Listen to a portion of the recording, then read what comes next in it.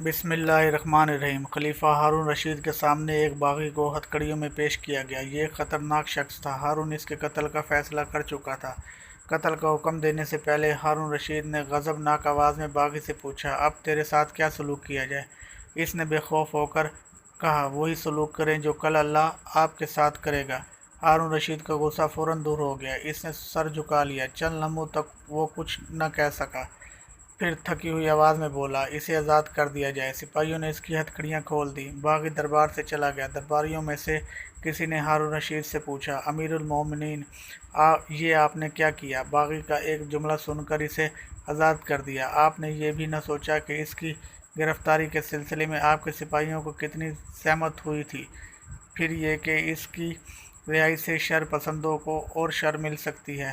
یہ سن کر ہارون رشید نے بے ساختہ حکم دیا، باغی کو پھر گرفتار کر لیا جائے۔ باغی کو دربار میں ہتھکڑیوں میں اس کے سامنے پیش کیا گیا۔ اس نے دربار میں آتے ہی کہا، حضور، میرے بارے میں دوسروں کی رائے پر کان مت دھریں۔ اگر اللہ آپ کے بارے میں دوسروں کی رائے سنتے تو آپ ایک لمحے کے لیے بھی خلیفہ نہیں رہ سکتے۔